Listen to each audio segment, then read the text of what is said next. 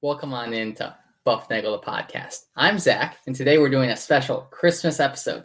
And as always, I'm joined by Rafe. Rafe, how are we doing on Christmas? Zach, happy Christmas to all, and to all a good Christmas. I'm doing great. It's Christmas. What can you say? If I'm anything less than wonderful on Christmas, that's an indictment. Wrong. It's an indictment of me, right? That's what it is. Yeah, I want to say thank you. Happy Christmas to all our Bufnagle fans out there, everybody listening in the warmth and cheerfulness of your own Christmas glow, wherever you are around the world. Know that we're thinking of you, and we really appreciate your listenership.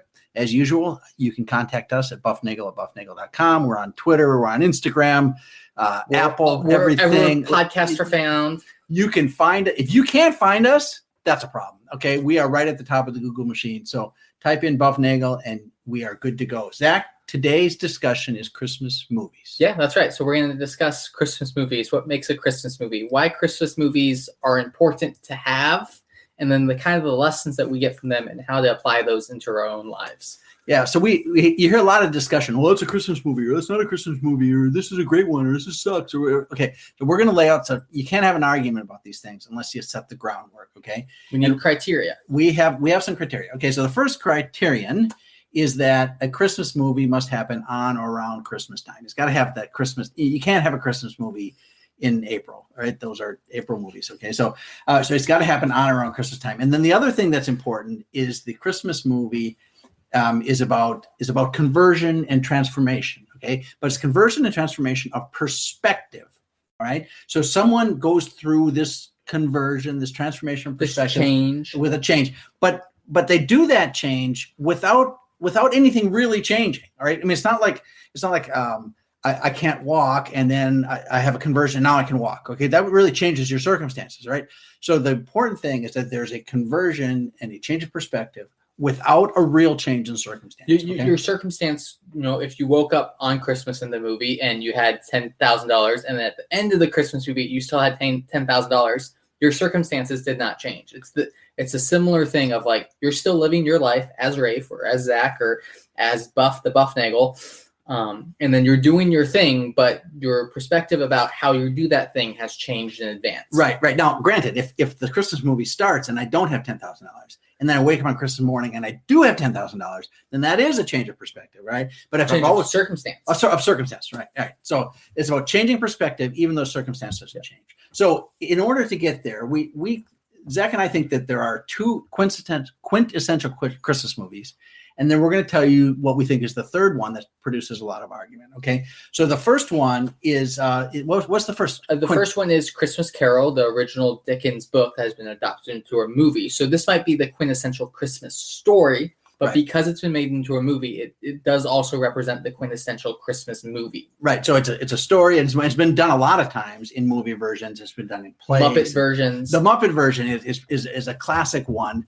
and it presents the story of Scrooge, who's a grumpy old Scrooge. Well, he's a Scrooge. He's a grumpy old man, and he is visited at night by the ghosts of Christmas past, present, and future, and he changes his perspective. All right, and we're going to have some more discussion about exactly how Scrooge is bad and what he does that's bad. Okay, that's the first one. It's Christmas Carol. I think everybody agrees that the Christmas Carol, the Muppet Christmas Carol in particular, is a Christmas movie. All right, and the second one is It's a Wonderful Life, which is a 1946 movie. George Bailey is a man living in a small town. He dreams of going out and doing all great worldly things. And seeing the world. Oh, I'm going to shake the dust of this town off my feet. I'm going to see the world. I'm going to build bridges, skyscrapers, 1,000-story stories. He's going to do all the stuff. He's going to do this great outside worldly stuff. And he ends up spending his life stuck in this little town. He can never get out. And he is visited by an angel who saves his life and changes his perspective. Shows him what the world will be like without him. All right. So those are the two quintessential ones. All right, and then Zach, your nominee for the third one is Die Hard, which is usually the quintessential Christmas movie debate movie. But Die Hard matches all of our criteria, and it tells that story all around Christmas time. All right, so Die Hard takes place. The movie came out about 88, I think. 88. Yeah, all right. And John McClane's played by Bruce Willis. He's this tough guy, New York cop, right? And he is estranged from his wife. Yep. All right, and she works in this. She works on the other side of the country. She works in LA. Yeah, and he's going to visit her because he wants to reconcile that relationship, and he wants to better himself through that relationship. So he travels to LA. He hangs out with. He's changing in the parking lot, and then the Christmas party is taken over by terrorists, and it's John McClane's job. Well, he takes the job upon himself to rescue the partygoers and save Christmas and stop the bad guys. And the perspective change does not take place in John McClane, but it takes place in his estranged wife. Yeah. Because at the beginning of the movie, she has written him off. She ignores the fact that he's coming to this Christmas party to see her. She doesn't want him to be involved. Right. And she even has gone back to using her maiden name, if I remember right. And then at the end of the movie, she refers to John McClane as my husband. Right. Yep. So she has this change of perspective about who he is, right? What he does and the good that he brings into the world, even though he's Bruce Willis, big tough guy from New York City. Yippee-ki-yay, right? Yeah. Okay. So if you've seen the movie, there's a couple classic lines from that, and I'm sure a lot of people have arguments about whether or not Christmas movie categories should include Die Hard. Zach is of the belief that it should include Die Hard. There's a couple other that we're going to talk about here, and then we're going to have some special big brain, smart head guest commentators that are going to give us some Christmas experts. Christmas, yeah, they are really Christmas experts. They're big brain, smart head Christmas experts of the year. Christmas comes once a year. .com, right? It's bufnagle. At bufnagle. And did you know we're on Twitter? All right, so a couple that come to mind when you start thinking about those criteria. One of them is planes, trains, and automobiles. Steve Martin and John Candy are stuck trying to get their way back to Chicago, and they're stuck in a plane, on a train, an automobile. All sorts of wacky things happen because it's Steve Martin and John Candy. And Steve Martin goes through a real change in that movie when he understands the plight. John Candy is you find out in the movie, he's on really hard times. His whole life is in a box that he drags along with him. But he is upbeat and he's happy and he's wholesome. He is wholesome. He's the Midwest, isn't he? Yeah. Yeah. And Steve Martin is an executive and he's stuck trying to get home and he can't stand the fact John Candy is all upbeat and happy. And he's upset at the fact and the whole time, Steve Martin, he's always aggressive and just like tight and just he's not letting loose and having fun. He's not lighting up a little bit, Fraser. That's right. So he's having a hard time with it, and he has this transformation. And at the end, everything is happy. Another one is Zach. Iron Man 3 would also be on that list for me. So it's kind of Tony Stark's redemption story. Tony Stark. Tony Stark. Okay, he has an arc reactor, but yeah, Tony Stark's redemption story. My roommate is also in the belief that Iron Man 3 is a Christmas movie, so we won't fight anyone that says otherwise. All right. But Iron Man 3 is Tony's redemption story. It's who is he without the suits? Okay. Who is he in the world? Like, what does he bring? And he realizes that he's not just Iron Man. He's this person. He can do great things without the suit, without technology, without the suit. He's a brilliant man. He relies on his humanity more. All right, so Tony Stark is in the comic books. He's an inventor guy, and he invents all this stuff. And one of these things is essentially it's a magic suit made of iron, and it helps him fly, and it keeps his heart beating, and it helps him defeat the bad guys. And he saves the day and save the world. Okay, and that's that one, and that's Iron Man 3. But you have another superhero one that similar, but it's a little different. Is Shazam, which came out in 2019 before the pandemic. It feels like about 7 years ago, but it's the Billy Batson origin story becoming the superhero Shazam. I don't need to go into the depths of who Shazam is as a hero, but when Billy says the word Shazam, a bolt of lightning comes out of the sky and changes him into a man that's capable of... He's like Superman. Yeah, he's pretty much Superman, and there's an argument to make that he's even stronger, but we won't go into that today. But Billy realizes as Shazam that there's a group of people that rely on him, and his whole life he's been ignoring them and he's been pushing them back and neglecting them okay, and they keep trying to be like, Billy, we got your back. And he's like, nah. Billy, we got your back. He's like, no. And eventually they're like, Billy, we need you. And he's like, okay. And he kind of gives in. He's like, I can do more.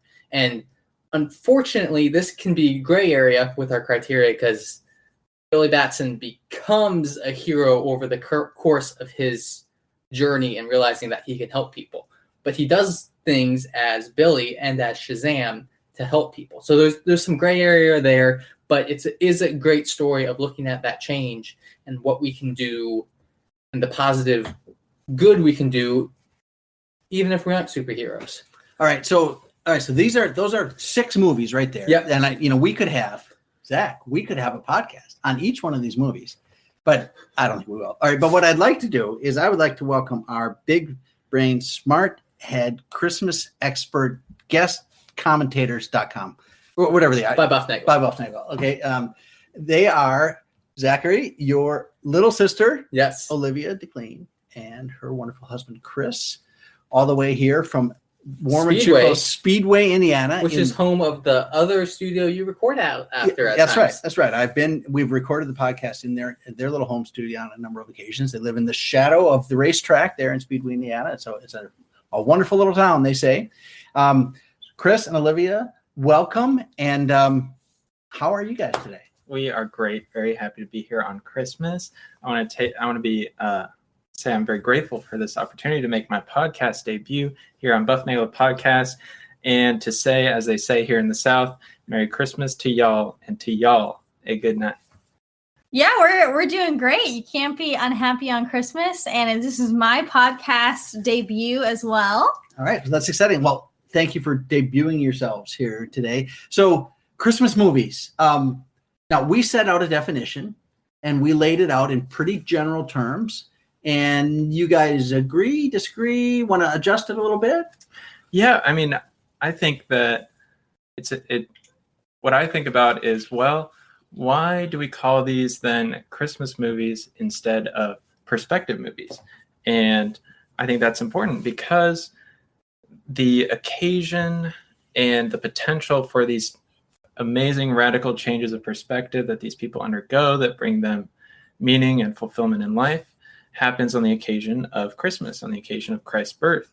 And that change in the world, which is actually more of offers a more interior change, can bring them that powerful change in perspective. Yeah, that is the ultimate perspective changer, right? I mean, it's hard for us to view now post hoc what a change that must have been pre hoc, right? So, you're going through life thinking, here I am, I'm living in Roman rule or whatever sucky empire's beating you down. Before that, you got nothing to live for. And the Christian perspective coming along with the first Christmas, the best one ever, right? That's a game changer. And that is a real change of perspective without really changing any of your, the world's still the world. You're still getting born, you're still getting dead, you eat and you sleep and you do those same things. But now the perspective has completely changed. So the Christmas story is actually the ultimate Christmas movie. Yeah, offering its Christmasness to all of these Christmas movies. I can't speak for Die Hard myself. I haven't seen it, but I can trust the witness of your host, Zach, here on its Christmasness. We certainly appreciate A Christmas Carol and It's a Wonderful Life. We watched It's a Wonderful Life 2 days ago, my first time, and I did cry at the end. And well, that's in classic Danaher tradition. If you're not crying at the end of a movie, it wasn't a very good movie. So that's absolutely correct. Yeah, we have watched It's a Wonderful Life, which I told Chris to clean he would love, and he did. And we recently just finished listening to an audio production book version of A Christmas Carol, and that was both of our first times actually hearing that story from the source of Charles Dickens' own writing. So the Christmas Carol, did it live up to expectation? I mean, you've heard a lot about it. I mean, I think I first did Christmas Carol when I was about 8, but I did the Muppet version when I was pretty young. Yeah, so. Well, I did the Muppet version of pretty much a lot of things when I was young. The Muppet versions are pretty good versions. Treasure Island Muppet version, pretty good. Nice. Muppet anything, really good. Muppet Story of Bufnagle the podcast would probably be pretty good. We should get Kermit the Frog. All right, make it note to self. Yep. All right. So I'll write it down right here in my journal. So Christmas Carol, yes, good. Yeah, so I myself, actually, I don't have memories of watching film. Wait, you don't have memories? Thank you, Zach. I don't have memories of watching film adaptations of it in my childhood or adulthood. But as someone who has taken to Dickens' writing as an adult, I really, really loved the story. It's beautifully written, has Scrooge undergoes that amazing perspective change. You know, as is said, nothing really changes on the outside, but he sees everything in a new light. Yeah, so it's important. He doesn't like, he's visited by the ghosts of Christmas past, present, and future. And after he's done with that, it's like, his past is still his past. He's still living with all his sins and all his problems. He's living with regret that he didn't marry the girl he loved. All right. He's living, Tiny Tim is still sick. You don't know exactly what's going to happen to Tiny Tim. So the perspective of the situation, the circumstance hasn't changed at all, but Scrooge has changed and he's become a new man because of the light that Christmas brings. Yeah, I definitely, something we really want to commend A Christmas Carol for is that first of all, beautiful writing. If you've never actually read or listened to the book itself, it's just a wonderful Dickens language and all that, but it's beautifully written. But then also Scrooge really has an encounter with these things that you cannot help but be changed by, where he actually learns it is possible to see love and joy, and it is possible to have a Merry Christmas, which he ends up doing at the end. And it's just wonderful to see him have that conversion in his heart and go out and be welcomed by others in his generosity. Yeah, and I just want to make a quick shout out. If you want to listen to A Christmas Carol, a friend of mine, Peter Atkinson, has produced a podcast called The Dailies, and over the last few weeks has offered little snippets of A Christmas Carol. So now he's just put out the last of it, and you can listen to the whole book there. So really recommend that. Yeah, I listened to part of it, and it's Dickens makes for great verbal storytelling. Yes, yeah. So reading, it's something we don't do a lot of, which is read to each other.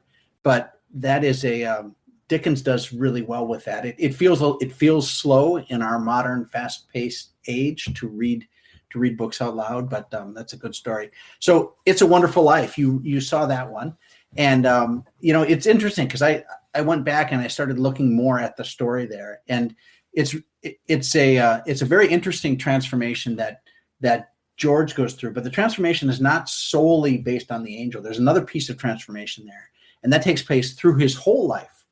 And it came to me that the real hero of that story isn't George or Clarence. The real hero of that story is Mary, his wife. And she really takes George early on in the story, and she slowly rebuilds him. And if you go back and watch it, he and she are on a walk after they fall in the swimming pool, and they find the old house, and he says he wants to demolish the old house and knock it down, and she says, no, I love the old house. And so George wants to get rid of the old house, the broken down, that stuff, and he wants to go be part of a new man. He wants to go do something. Right. He wants to be a new worldly man, right? He wants to build bridges and skyscrapers, and he wants to leave the town. And Mary says, no, I like the old ways. I like who you were meant to be, right? Which is the old house. And over time, she slowly, day by day, she converts the house, and she converts the house from being broken down and terrible to being wonderful and glorious. And at the same time, George is being transformed from being somebody who hates living in that town to somebody who likes it, but he still has these pieces at the end that Clarence has to clean up. So in the end, who saves the day? Well, Clarence saves George, but Mary rallies everybody in the town to get the money. And where does the money take place? They bring it back to the house, and that's it. That's the final piece of the scene of the movie is in the house. George has been completely redeemed, and Clarence sees the world in a new light, in a new way, right? And he's happy. He says it is a wonderful life. Yeah. Mm-hmm. And I think those movies, fantastic, fun, good, make you feel good about yourself movies. But there are also movies that happen on Christmas that don't meet the Christmas movie criteria that we laid out. And they're still good movies. Yeah. Right? They're not dissing these movies at all, but they're just Christmas time movies, I guess. They're Christmas story movies. Yeah. So like A Christmas Story. Yeah. is one of those. And you have some other ones on your list? Yeah, Die Hard 2 is a sequel to Die Hard. John McClane has to save the day again on Christmas again. Yeah. But instead of change in circumstances happening, it's just a John McClane movie on Christmas. It's there's nothing. Yes, somebody blows up some other guys. Yeah, okay, I got you. Rocky 4, when Rocky fights Drago in the Soviet Union, that happens on Christmas Day. Well, there's all sorts of cultural. There's some other cultural things right? going on there, but none of those cultural things impact the Christmas movie criteria that we have. A Christmas Vacation might be the quintessential "it happens on Christmas" movie. But that's the Chevy Chase National Lampoon one. Yeah, there's no change. It's just zany. It's just zany. Dumb. Yeah. There is the Nutcracker, which Rafe. Well, yeah, I have a kind of an opinion here that's not popular, and that is that the Nutcracker is kind of dull. All right, so this little girl gets a Nutcracker. She goes to bed. She dreams that the Nutcracker killed the mice, and therefore everything's happy. There's no story there. I mean, the Nutcracker fights the mice, and then they're like, "You win," so now he's king. And then they sit there, and everybody from around the world comes and dances. And if you love ballet, it's awesome because it's fun to watch those guys dance. All this, it's ballet as an art and a skill is just a thing that I can't even touch. Right. But as a story goes, I'm not going to give it. Olivia? I was going to say the exact same thing. It is it's a beautiful, beautiful, entertaining dance. But yeah, there's really very little plot. I actually recently saw, or last Christmas, I saw a production of the Nutcracker, and I was like, Is this even about anything? No, it's about the ballet. It's about the ballet. All right, beautiful ballet. But additionally, another movie worth out there that's a movie that happens on Christmas is Batman Returns, which is one of the 80s Batman movies, and it happens on Christmas. Catwoman's there. Penguin, played by Danny DeVito, there. So that's kind of worth it, but it still doesn't make it a Christmas movie. Nothing really changes in perspectives and circumstances there. But again, those are Christmas movies, and the fact that they happen on Christmas, around Christmas, they don't offer the additional piece of joy that we're looking for to make a Christmas movie. And so what's the life lesson? The life lesson is Christmas should change you and change your perspective, right? And should change how you act and how you see the world. Be the good, be kind, think of others, sacrifice yourself. Those are all lessons that come out of Christmas, and those are the things we want to have you see. So, Zach, anything else? Yeah, so I've mentioned this on this podcast a bunch of times, and the easy 2-word phrase of be kind, and that really applies to these Christmas movies, especially as we look at Christmas Carol and It's a Wonderful Life.